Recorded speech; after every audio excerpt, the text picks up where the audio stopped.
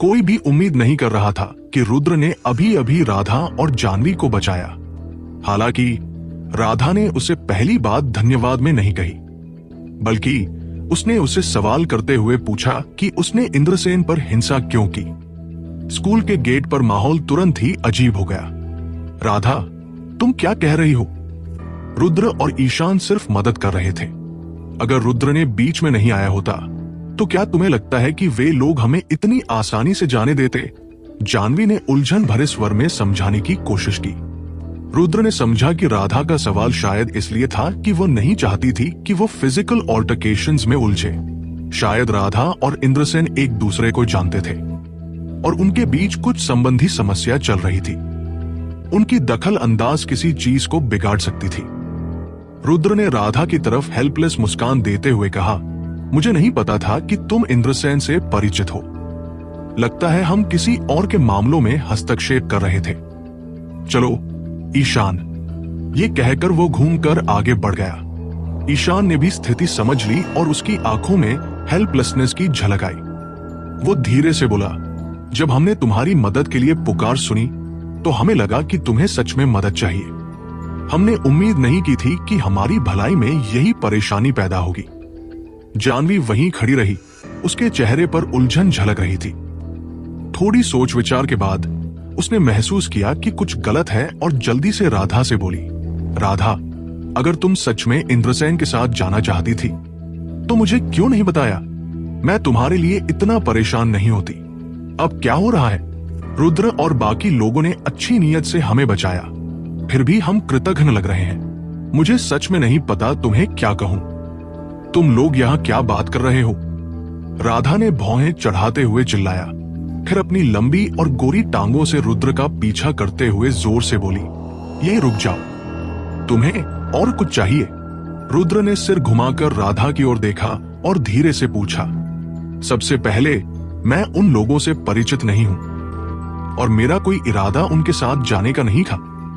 राधा ने रुद्र से जोर से कहा, तुम्हें मुझसे इतना समझाने की जरूरत नहीं है। तुम्हारे मामले का मुझसे कोई लेना देना नहीं है। रुद्र ने शांत स्वर में जवाब दिया। दूसरी बात, मैंने तुमसे पूछा कि तुमने इंद्रसेन को क्यों मारा। इसका मतलब ये नहीं कि मुझे गुस्सा है, बल्कि मैं इस बात को लेकर वारिड हूं कि तुम मुसीबत में पड़ जाओगे। उसने उसके शब्दों को पूरी तरह अनदेखा किया और चिल्लाना जारी रखा। मुसीबत में पड़ना? रुद्र ने थोड़ी देर के लिए रुका। उसकी आंखों में कंफ्यूजन झलक रही थी। लगता है तुम्हें सच में पता नहीं कि इंद्रसेन कौन है। राधा ने गहरी सांस ली और धीमी आवाज में कहा, मैं बता दूं, इंद्रसेन कोई आम सेकंड जनरेशन अमीर नहीं है। उसके पिता अर्पित पुखरेजा है, जो मध्य प्रदेश में bureau of industry and commerce के डेप्यूटी डायरेक्टर है। वो इसे आसानी से नहीं जाने देंगे। अगर वो बदला ले तो तुम क्या करोगे? अगर स्थिति बिगड़े तो तुम्हें स्कूल से निकाल भी दिया जा सकता है। तब तुम क्या करोगे? अर्पित। रुद्र राधा की बात सुनकर हल्की मुस्कान रोक नहीं पाया। उसने सिर हिलाया, ये सोचते हुए कि क्या कहे। रुद्र ने उम्मीद नहीं की थी कि इंद्रसेन अर्पित का बेटा निकलेगा और तन्वी और सान्वी का बड़ा भाई भी। हालांकि वो महसूस कर सकता था कि ये इंद्रसेन चौटाला परिवार में उनसे कहीं अधिक उच्च स्थिति रखता है, वरना इंद्रसेन इतना एरोगेंट नहीं होता। इंद्रसेन वास्तव में अर्पित की पत्नी से पैदा हुआ था। रुद्र का अनुमान सही था। अर्पित के कई अवैध बच्चे थे, लेकिन केवल इंद्रसेन परिवार का वारिस था। अन्य अवैध बच्चों की इंद्रसेन जैसी स्थिति नहीं थी। राधा की बात सुनकर ईशान और बाकी लोग स्तब्ध रह गए। उनके चेहरे पर डिसबिलीफ झलक रही थी। उन्होंने कभी नहीं सोचा था कि इंद्रसेन इतना प्रोमिनेंट बैकग्राउंड रखता है, अर्पित का बेटा होने के नाते। कुछ समय बाद उन्होंने समझा कि उसने रुद्र से इस तरह सवाल क्यों किया। वो स्पष्ट रूप से उसकी चिंता कर रही थी। उसे डर था कि रुद्र द्वारा इंद्रसेन को दी गई थप्पड़ घातक परिणाम ला सकती है। हालांकि ईशान और बाकी लोग जानते थे कि रुद्र अमीर परिवार से है और उसके पास बहुत पैसा है। वे ये भी जानते थे कि चाहे वो कितना भी अमीर क्यों न हो, वो किसी अर्पित जैसे व्यक्ति का सामना नहीं कर सकता। सभी के चेहरे के भाव गंभीर हो गए। तुमने अभी मुझे बचाया, इसके लिए मैं आभारी हूं, लेकिन मैं तुम्हारी चिंता भी कर रही हूं। क्योंकि तुमने इंद्रसेन को थप्पड़ मारा। इंद्रसेन इसे आसानी से नहीं जाने देगा और वह कोई आम व्यक्ति नहीं है जिससे हम छेड़छाड़ कर सके, राधा ने चिंतित स्वर में कहा। उसकी बात सुनकर रुद्र मुस्कुराया और शांतिपूर्वक जवाब दिया, अगर मैंने उसे मारने की हिम्मत की तो मैं उसकी रिटेलिएशन से नहीं डरता। तुम्हें मेरी बातों की चिंता करने की जरूरत नहीं, मैं खुद संभालूंगा। लेकिन ये सारी बात मेरी वजह से शुरू हुई, मैं तुम्हारी चिंता न करूं। ऐसा कैसे हो सकता है? उसने भौहें चढ़ाते हुए पूछा। और अब तुम्हारी चिंता करने से मुझे क्या मदद मिलेगी? क्या तुम मेरे लिए ये समस्या हल कर सकती हो? उसने सीधे उसका सवाल टाल दिया।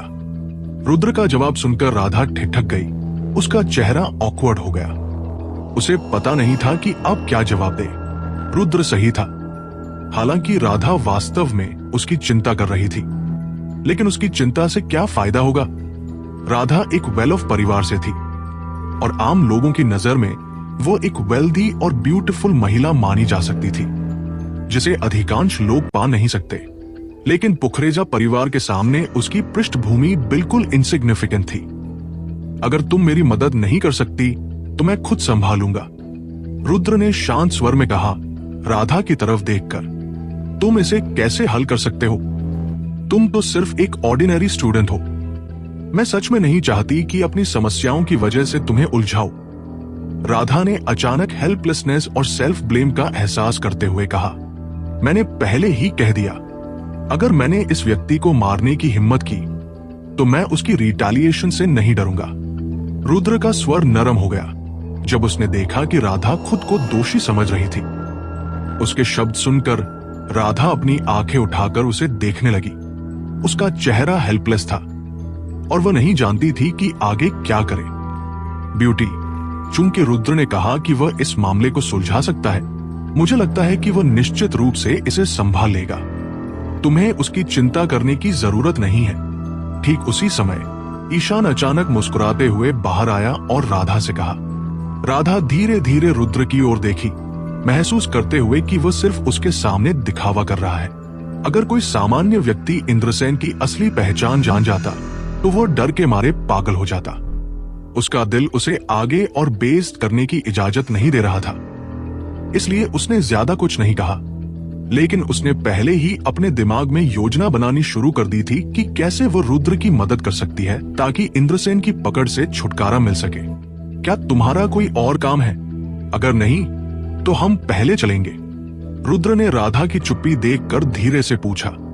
अच्छा, रुद्र, ईशान, तुम दोनों ने अभी हमारी मदद की और अब डिनर का समय भी है, तो क्यों न हम तुम दोनों को एक भोजन पर बुलाकर धन्यवाद कहें। जब जानवी ने देखा कि रुद्र और बाकी लोग जाने वाले हैं तो वह जल्दी बोली, जरूरत नहीं है। रुद्र ने स्वाभाविक रूप से मना करने का इरादा किया। ऑलराइट, हम वैसे भी डिनर करने वाले हैं, पर तुम्हें हमें ट्रीट करने की जरूरत नहीं। रुद्र हमें ट्रीट करेगा क्योंकि वह ज्यादा अमीर है। चलो साथ चलते हैं। रुद्र कुछ कहने से पहले ईशान उत्साहित होकर सहमत हो गया।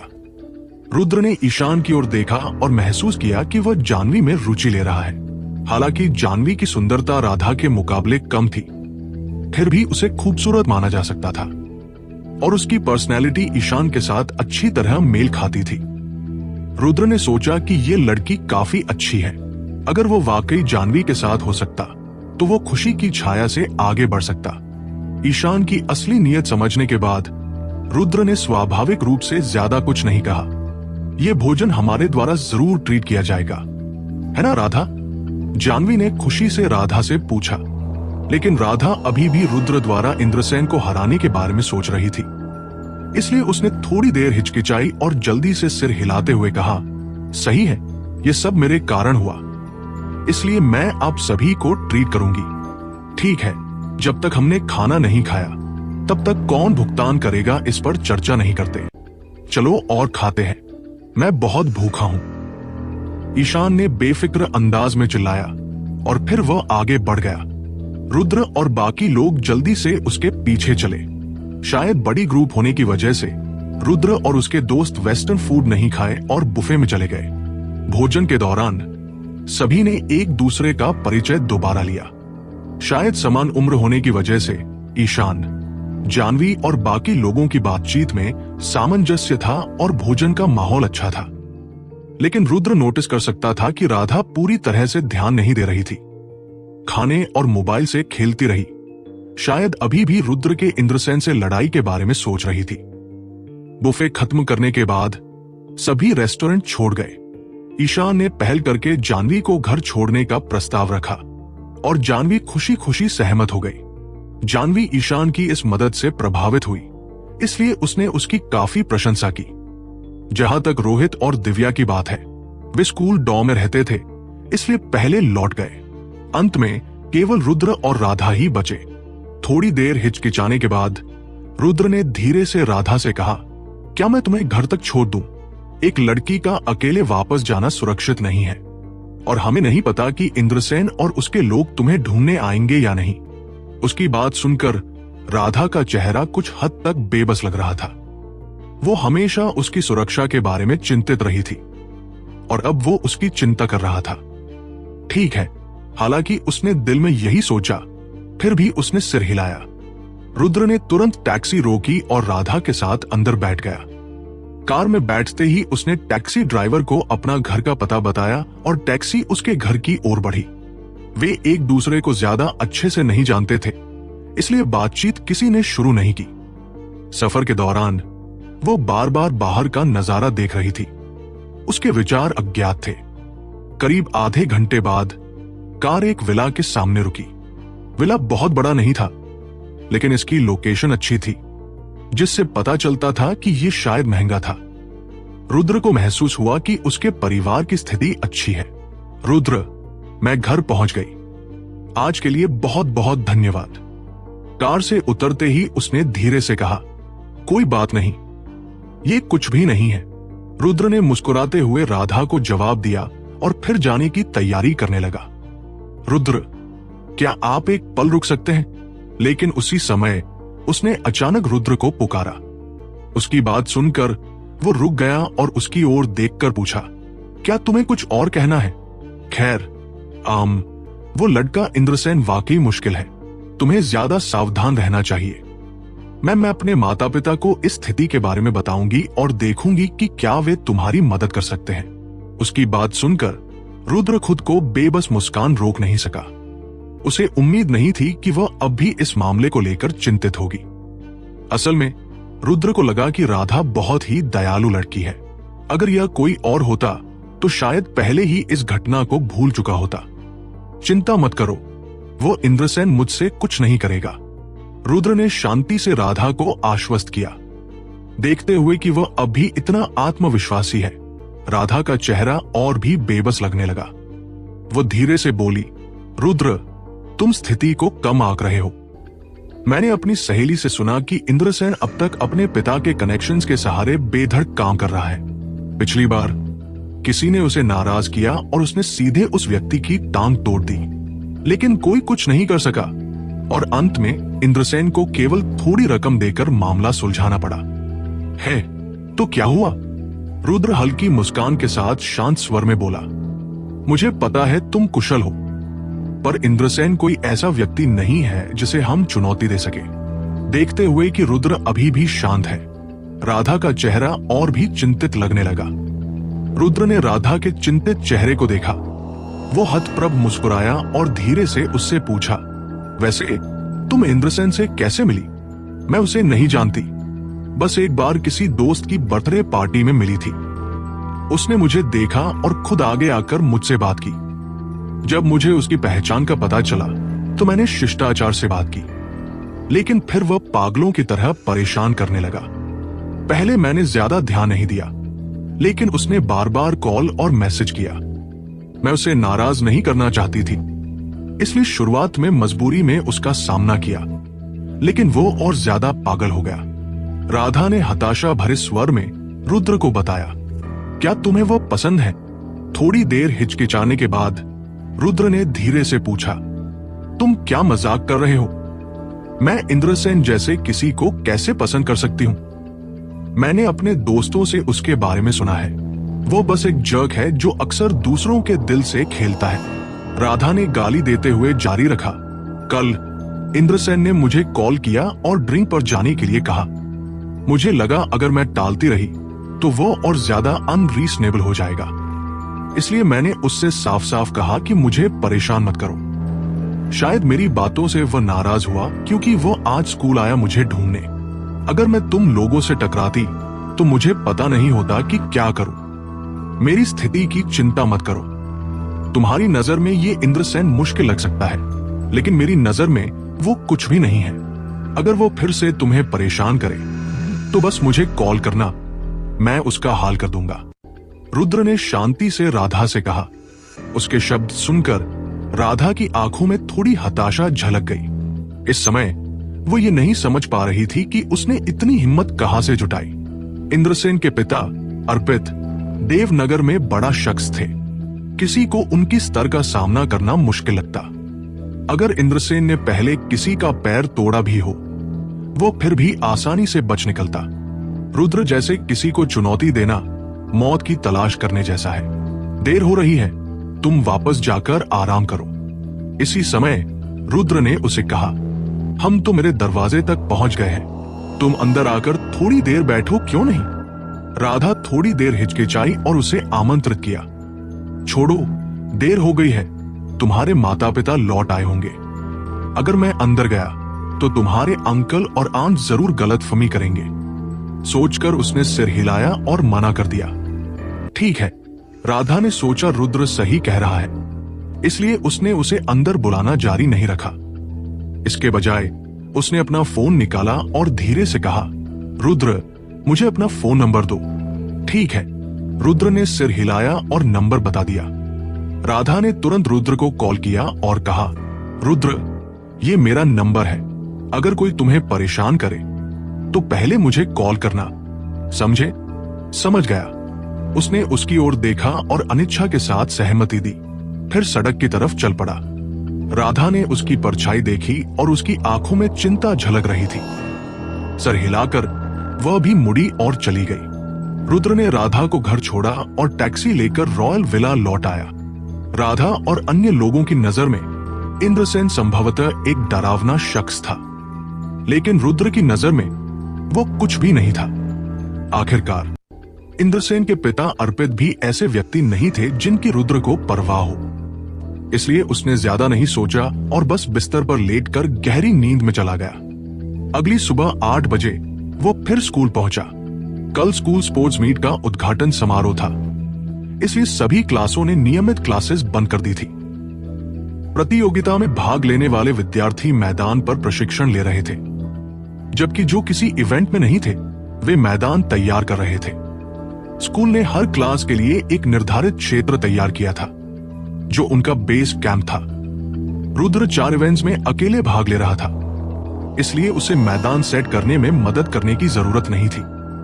इसके बजाय उसने अन्य विद्यार्थियों के साथ प्रशिक्षण लिया जो स्पोर्ट्स मीट में भाग ले रहे थे। हालांकि उसे इस तरह के प्रशिक्षण में ज्यादा दिलचस्पी नहीं थी। आखिरकार उसकी फिजिकल फिटनेस अब बहुत मजबूत थी। बिना प्रशिक्षण के भी टॉप 3 में आना उसके लिए बहुत आसान था। ईशान और रोहित अलग थे। शायद क्लास मीटिंग में कुछ लोगों की बातों ने उन्हें प्रेरित किया। पहले वे सिर्फ मजे के लिए स्पोर्ट्स मीट में भाग ले रहे थे, लेकिन अब दोनों को लगा कि अगर वे वाकई आखिरी स्थान पर आए तो शर्मिंदगी होगी, इसलिए वे जोर से प्रशिक्षण करने लगे। ईशान, रुद्र ट्रेनिंग क्यों नहीं आ रहा? वह इतने सारे इवेंट्स में अकेला भाग ले रहा है, क्या वो कल संभाल पाएगा? दिव्या रुद्र की स्थिति को लेकर थोड़ी चिंतित दिखाई दी और ईशान के पास गई।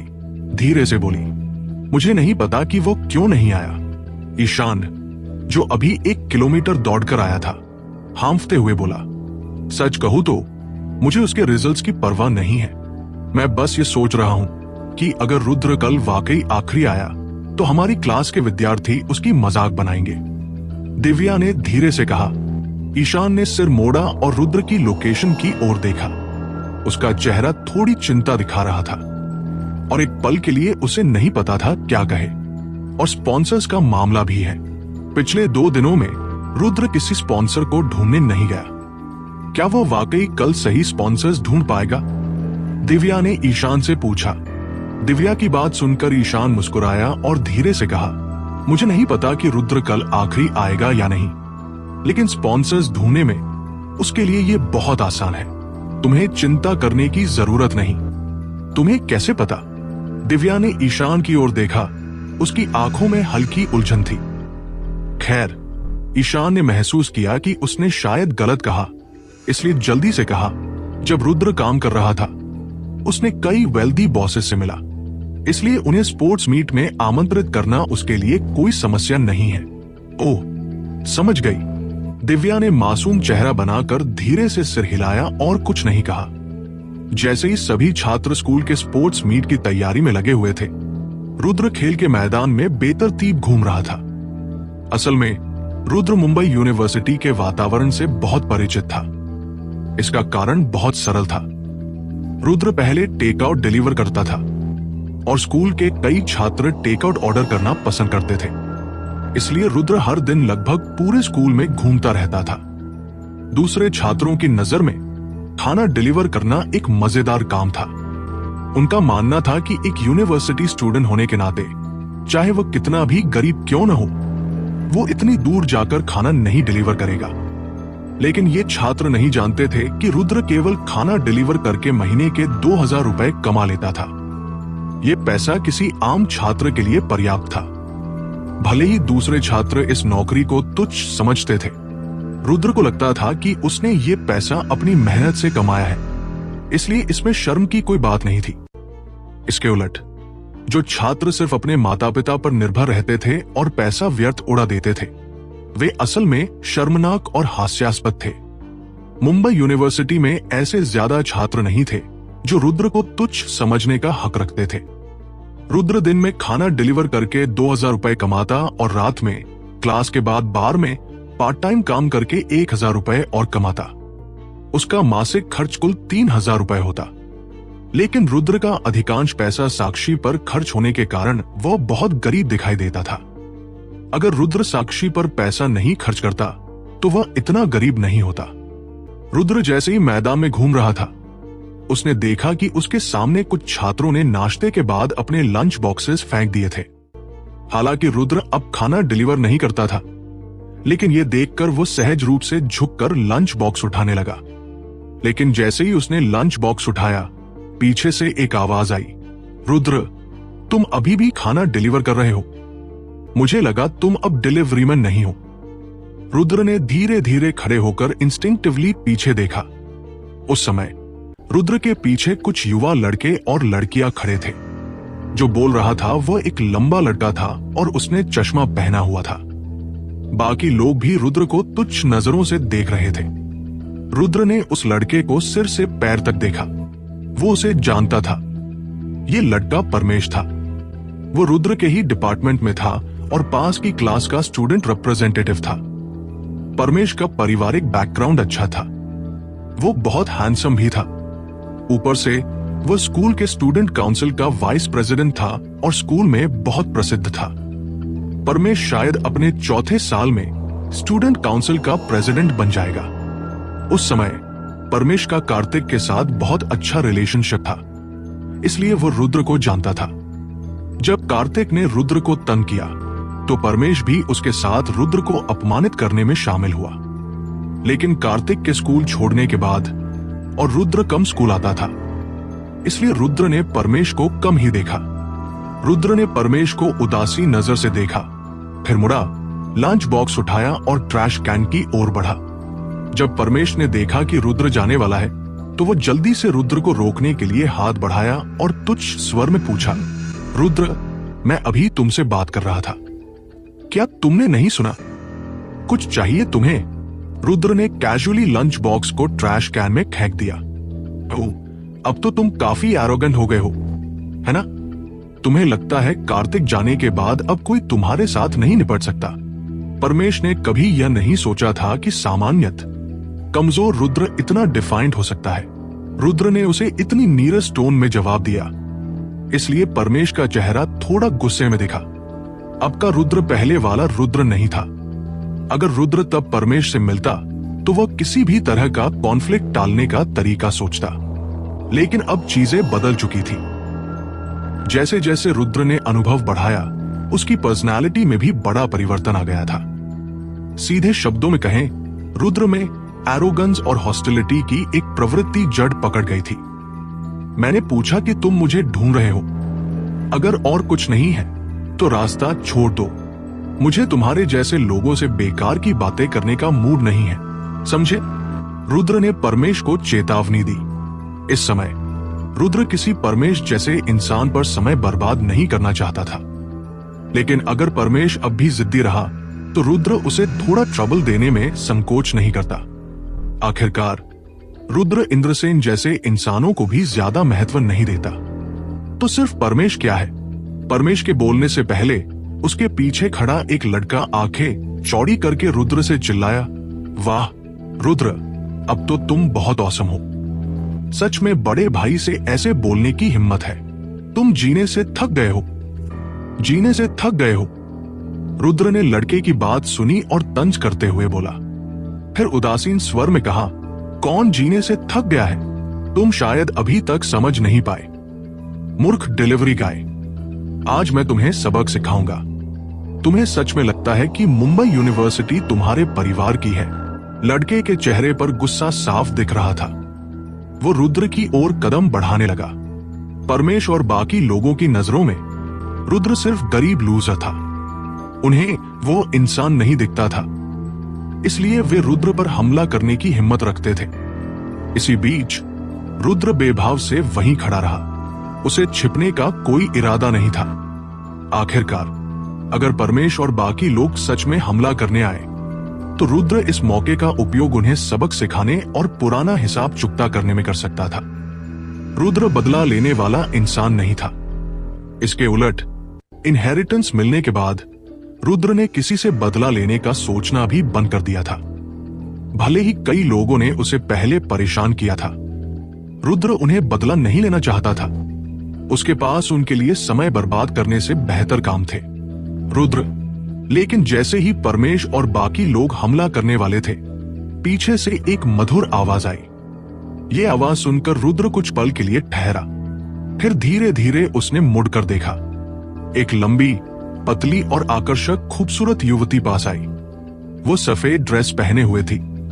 उसकी कमर पतली, कर्व्स अच्छी और लंबी गोरी टांगे थी। उसके चेहरे पर हल्का मेकअप था और वो बहुत आकर्षक लग रही थी। ये ठंडी खूबसूरत युवती कोई और नहीं बल्कि राधा थी। परमेश भी अनजाने में राधा की तरफ देखने लगा। उसका चेहरा कुछ हद तक शॉक था। कुछ क्षण के लिए शॉक में रहने के बाद वो जल्दी से राधा के पास दौड़ा और मुस्कुराते हुए बोला, राधा, तुम यहां क्यों हो?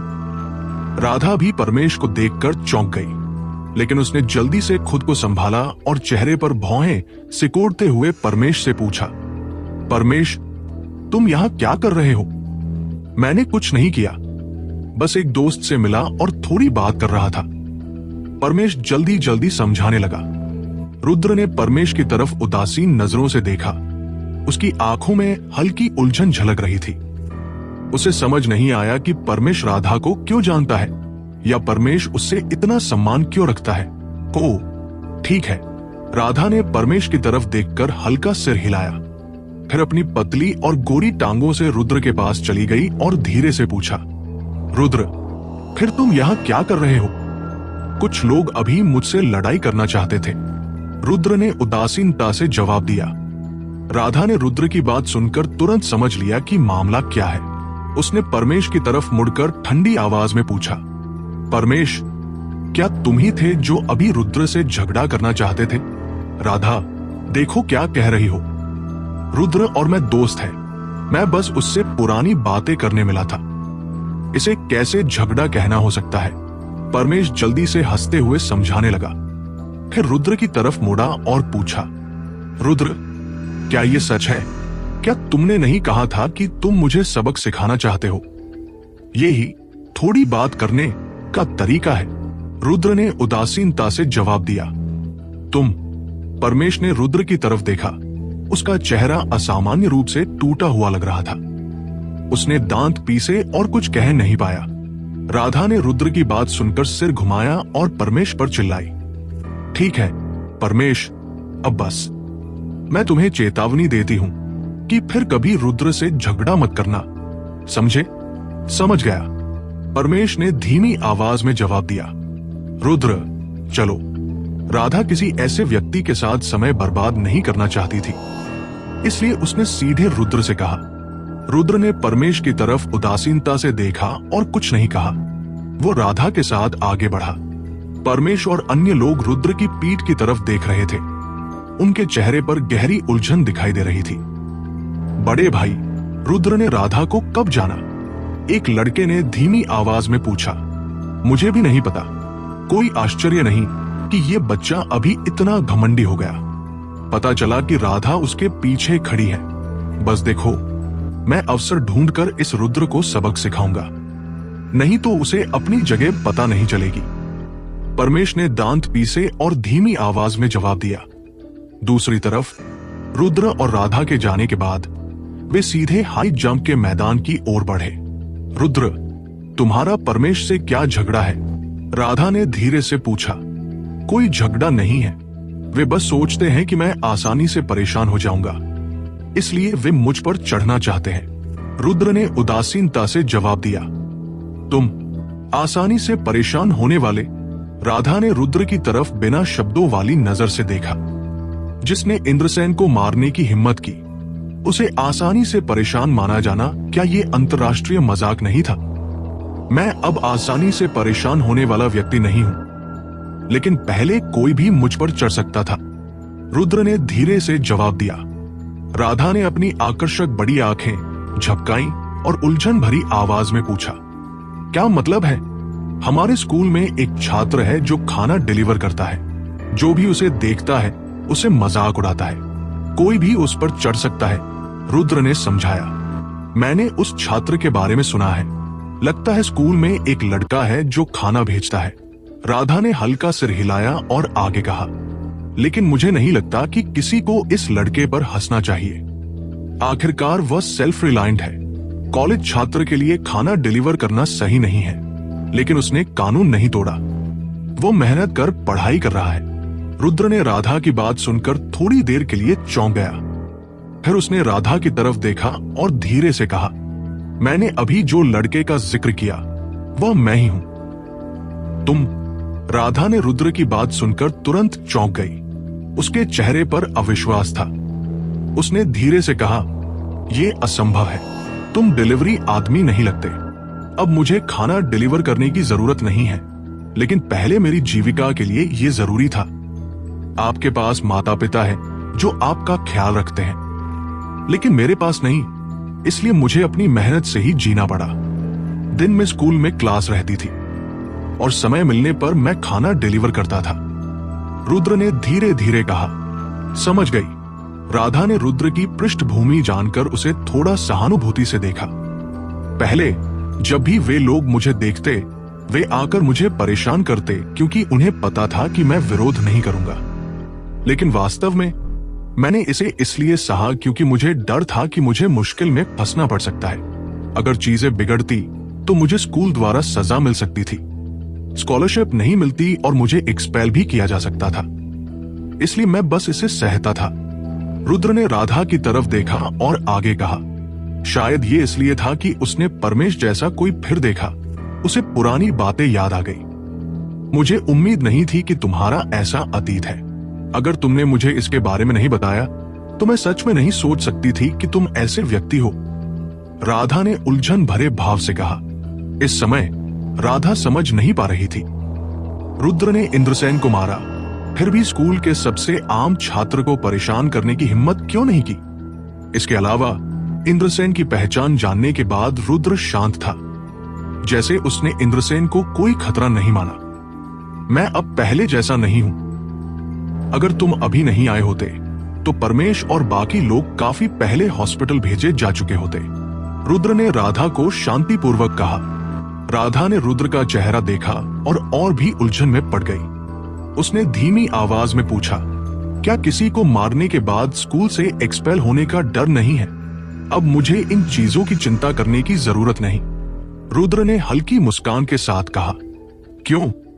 क्योंकि पूरे मुंबई यूनिवर्सिटी में कोई भी मेरे खिलाफ कुछ करने की हिम्मत नहीं करेगा। चाहे मैं कुछ भी करूं, कोई मुझे रोकने की हिम्मत नहीं करेगा, रुद्र ने मुस्कान के साथ कहा। मुंबई यूनिवर्सिटी का स्पोर्ट्स मीट सिर्फ 2 दिनों के लिए आयोजित किया गया था और ज्यादातर ट्रैक और फील्ड इवेंट्स पहले दिन ही होते थे। ऑर्डिनरी लोग 2 कॉम्पिटिशन्स में भाग ले सकते थे, इसलिए ये पहले से ही काफी एक्स्ट्राऑर्डिनरी माना जाता था। पहले राउंड के बाद आपको अगले राउंड की तैयारी करनी होती थी। ज्यादातर लोगों के पास इतना फिजिकल स्ट्रेंथ नहीं होती थी। उदाहरण के लिए कोई व्यक्ति एक 0.00 मीटर रन पूरी करे, फिर हाई जंप में भाग ले और अंत में 800 मीटर बैकस्ट्रोक भी करे, ये असंभव था। जरूर ऐसा भी हो सकता था कि कंपटीशन में हिस्सा लेने वाला व्यक्ति जीतना बिल्कुल भी न चाहता हो, चाहे कंपटीशन किसी भी तरह की हो। ऐसा व्यक्ति केवल फॉर्मेलिटीज पूरी करता।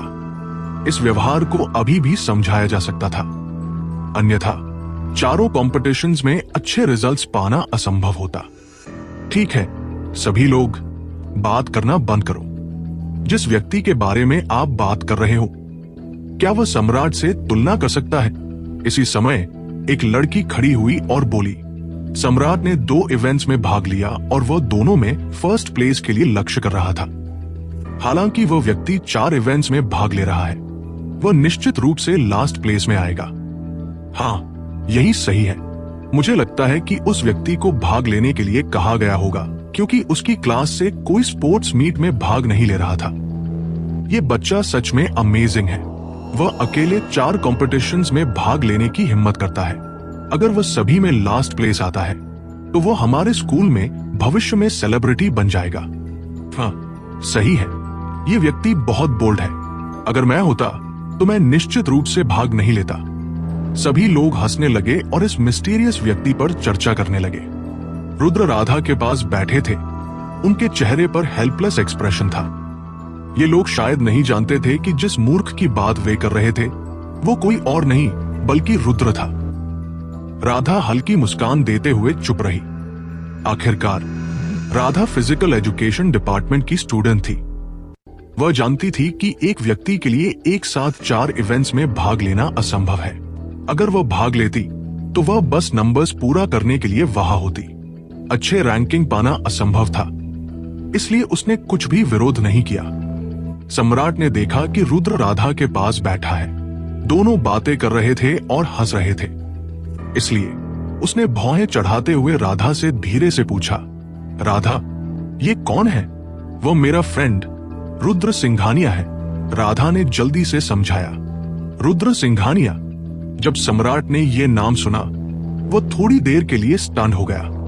फिर उसने धीरे से कहा, यह नाम familiar लग रहा है। हेलो, मेरा नाम सम्राट है। हेलो। रुद्र ने सम्राट की तरफ हल्का सिर हिलाया, लेकिन उसका एटीट्यूड बहुत कोल्ड था। ऑर्डिनरी स्टूडेंट्स जब सम्राट की आइडेंटिटी पता लगती तो वे आम तौर पर बहुत पोलाइट होते। आखिरकार वह स्टूडेंट काउंसिल का प्रेसिडेंट था, एक पोजीशन जिसमें काफी पावर थी। हालांकि रुद्र सम्राट का सामना करते समय इतना कोल्ड था। न केवल वह सम्राट के सामने खड़ा नहीं हुआ, बल्कि उसने प्रैक्टिकली उसे इग्नोर किया। यह सराउंडिंग स्टूडेंट्स को थोड़ी डिसैटिस्फैक्शन महसूस करवा रहा था। सम्राट दिल में खुश नहीं था, लेकिन उसने उसे दिखाया नहीं। इसके बजाय उसने रुद्र से धीरे से पूछा, रुद्र, तुम यहां ट्रेनिंग करने आए हो, है ना? क्या तुम हाई जंप में भी भाग ले रहे हो? इस समय सम्राट ने यह सवाल इसलिए पूछा कि वह जानना चाहता था कि रुद्र ट्रेनिंग करने आया है या राधा के साथ अकंपनी करने। रुद्र, राधा ने बोलने के लिए मुंह खोला। हाँ, मैं हाई जंप कंपटीशन में भाग ले रहा हूं। रुद्र ने हल्का सिर हिलाया। यह तो बहुत कोइंसिडेंस है, मैं भी हाई जंप में भाग ले रहा हूं। सम्राट के चेहरे पर एक्सप्रेशन स्पष्ट रूप से सॉफ्टन हो गया, क्योंकि उसने महसूस किया कि रुद्र भी हाई जंप में भाग ले रहा है। इसका मतलब यह था कि रुद्र विशेष रूप से राधा के साथ समय बिताने नहीं आया। इसका यह भी मतलब था कि रुद्र और राधा शायद सिर्फ ऑर्डिनरी फ्रेंड्स हैं। लेकिन इस समय रुद्र ने फिर से कहा, मैं केवल हाई जंप में ही नहीं बल्कि 100 मीटर स्प्रिंट में भी भाग ले रहा हूं। सम्राट थोड़ी देर के लिए स्टन हो गया। उसने भौहें चढ़ाई और पैरट किया। 100 मीटर स्प्रिंट भी। 100 मीटर स्प्रिंट के अलावा मैं 800 मीटर रेस और लॉन्ग जंप में भी भाग ले रहा हूं। रुद्र ने जोड़ा। एक पल के लिए सभी लोग वहां चुप हो गए और उनके चेहरे पर इंडिस्क्राइबेबल शॉक झलक रही थी। उन्होंने कभी उम्मीद नहीं की थी कि वो मूर्ख जिसने 4 इवेंट्स में भाग लिया और जिस पर वे हंस रहे थे, वास्तव में उनके सामने खड़ा होगा। यहां तक कि राधा के चेहरे पर भी डिसबिलीफ झलक रही थी। पहले राधा ने देखा कि रुद्र ट्रेनिंग नहीं कर रहा था और आराम करने के लिए चेयर पर बैठा था। उसने सोचा कि रुद्र यहां बस घूमने आया है। उसने उम्मीद नहीं की थी कि रुद्र स्पोर्ट्स मीट में भाग लेगा।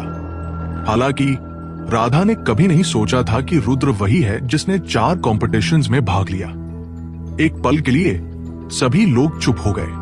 राधा थोड़ी देर हिचकिचाई और फिर धीरे से रुद्र से पूछा, रुद्र, क्या तुम मजाक कर रहे हो? मैं मजाक नहीं कर रहा, मैं वही हूं जिसने 4 इवेंट्स में भाग लिया। रुद्र ने राधा को जवाब दिया, फिर स्टूडेंट्स की ओर देखा और कहा, लेकिन मैं वहां केवल नंबर्स पूरा करने नहीं जा रहा, मैं वहां फर्स्ट प्लेस पाने जा रहा हूं। मैं इन 4 इवेंट्स में फर्स्ट प्लेस पाना चाहता हूं। सभी ने रुद्र की ओर ऐसे देखा जैसे कोई लूनाटिक हो। कंफ्यूजन के अलावा उनके चेहरे पर शॉक भी था। वे समझ नहीं पा रहे थे कि रुद्र को यह बोलने की हिम्मत कैसे हुई। इस व्यक्ति का दिमाग ठीक है क्या? सही है, वह अकेले 4 इवेंट्स में भाग ले रहा है और वह कह रहा है कि वह सभी में फर्स्ट प्लेस पाना चाहता है। अगर वह इडियट नहीं है तो और कौन है? इस व्यक्ति में निश्चित रूप से कुछ गड़बड़ है। वह शायद एक कंपटीशन में भी फर्स्ट प्लेस नहीं पा सके, 4 में तो और भी नहीं। अब वह यह कहने की हिम्मत करता है कि वह सभी में फर्स्ट प्लेस पाना चाहता है। अगर वह पागल नहीं है तो क्या है? सभी लोग धीरे से चर्चा करने लगे। सम्राट रुद्र के पास खड़ा था। उसका एक्सप्रेशन अगली था। रुद्र के शब्द अभी अभी उसके चेहरे पर स्लैब की तरह थे। आखिरकार सम्राट ने अभी कहा था कि वह 2 इवेंट्स में भाग ले रहा है, लेकिन रुद्र ने कहा कि वह 4 इवेंट्स में भाग लेगा और सभी में फर्स्ट प्लेस पाना चाहता है। क्या ये उसके चेहरे पर स्लैप नहीं था? ये क्या था? राधा थोड़ी देर हिचकिचाई और फिर धीरे से रुद्र से पूछा, रुद्र, क्या तुम अकेले 4 इवेंट्स में भाग ले सकते हो? दूसरे नहीं कर सकते, लेकिन इसका मतलब यह नहीं कि मैं नहीं कर सकता, रुद्र ने हल्के स्वर में कहा। रुद्र काफी कॉन्फिडेंट है। फिर चलो कल स्कूल स्पोर्ट्स मीट में देखते हैं। उस समय मैं देखना चाहता हूं कि तुम्हारे पास सच में वही एबिलिटी है जिसको तुम बोस्ट कर रहे हो। सम्राट ने रुद्र से ग्लूमी एक्सप्रेशन में कहा। रुद्र ने सिर घुमाया और बिना कुछ कहे सम्राट की ओर देखा। जैसे ही सभी लोग रुद्र की 4 प्रतियोगिताओं में भागीदारी देखकर चौंक गए, उसी समय रुद्र का फोन अचानक बजा। रुद्र ने फोन उठाया और देखा कि ईशान कॉल कर रहा है, इसलिए उसने जल्दी से उठाया और शांत स्वर में पूछा, क्या हुआ? रुद्र, तुम कहाँ हो? रोहित और मैंने ट्रेनिंग खत्म कर ली है, चलो खाना खाते हैं, ईशान ने कहा। ठीक है, मुझे स्कूल गेट पर इंतजार करना। रुद्र ने हल्के से सिर हिलाया। ठीक है, ईशान ने सहमति दी और फिर फोन काट दिया। मेरे दोस्त अपनी ट्रेनिंग खत्म कर चुके हैं, मैं उनके साथ खाना खाने जा रहा हूं। रुद्र ने दूसरों की ओर ध्यान नहीं दिया। इसके बजाय उसने सिर घुमाकर धीरे से राधा से कहा, ठीक है। राधा ने सिर हिलाया, जिसके बाद रुद्र चला गया। राधा, चलो साथ में ट्रेनिंग करते हैं। जब सम्राट ने देखा कि रुद्र चला गया, उसने पहल करते हुए राधा को ट्रेनिंग के लिए बुलाया, लेकिन राधा ने उसे अनदेखा किया और अपनी चीजें उठाकर मुड़ गई। उसने धीरे से रुद्र से कहा, रुद्र, मेरा इंतजार करो, मैं तुम्हारे साथ खाना खाने आऊंगी। रुद्र ने मुड़कर राधा की ओर देखा। वो वहीं खड़ा रहा और राधा के दौड़कर आने का इंतजार किया। कुछ क्षण बाद रुद्र और राधा पूरी तरह से सभी की नजरों से गायब हो गए। सम्राट वहीं खड़ा था। उसका चेहरा बेहद बदसूरत दिख रहा था, क्योंकि रुद्र की पहले की हरकतें स्पष्ट रूप से उसे उकसा रही थी। वहां मौजूद बाकी लोग भी हैरान थे। वे सच में यह समझ नहीं पा रहे थे कि राधा क्या सोच रही है। उसने यहाँ एक लंबा, अमीर और हैंडसम आदमी सम्राट को छोड़ दिया और अचानक आए गरीब लड़के रुद्र के साथ चली गई। यह दृश्य वास्तव में देखने वालों के लिए समझना मुश्किल था। सम्राट, क्यों ना मैं तुम्हारे साथ ट्रेनिंग करूं। इसी समय एक लड़की सम्राट के पास आई और बहुत ध्यान से कहा, जरूरत नहीं है, तुम अकेले अभ्यास कर सकते हो, मेरे पास अभी कुछ काम है। सम्राट मूल रूप से राधा को खोजने आया था। इस समय राधा जा चुकी थी, इसलिए उसके पास यहां बने रहने का कोई कारण नहीं था। इसलिए सम्राट मुड़ा और मर्सिडीज बेंज में बैठ गया। फिर उसने कार स्टार्ट की और सभी की नजरों से गायब हो गया। सम्राट ने कार चलाते समय फोन निकाला और परमेश का नंबर डायल किया। डिंग। फोन 2 बार बजने के बाद परमेश ने कॉल उठाई। भाई, तुम मुझे क्यों कॉल कर रहे हो? जब परमेश ने यह कहा तो उसका स्वर स्पष्ट रूप से थोड़ा दोषपूर्ण था, क्योंकि उसे लगा कि राधा ने सम्राट से शिकायत की है और सम्राट उसे कोसने वाला है। शैलेंद्र, मदद करो ये पता लगाने में कि तुम्हारे जूनियर साल में कोई रुद्र नाम का लड़का है या नहीं। सम्राट ने दांत निचोड़ते हुए धीरे से कहा। रुद्र। सम्राट की बात सुनकर परमेश थोड़ी देर के लिए स्तब्ध हो गया। फिर उसने मुस्कुराते हुए कहा, सम्राट, क्या तुम वही रुद्र की बात कर रहे हो जो आज राधा के साथ था? तुम उसे जानते हो?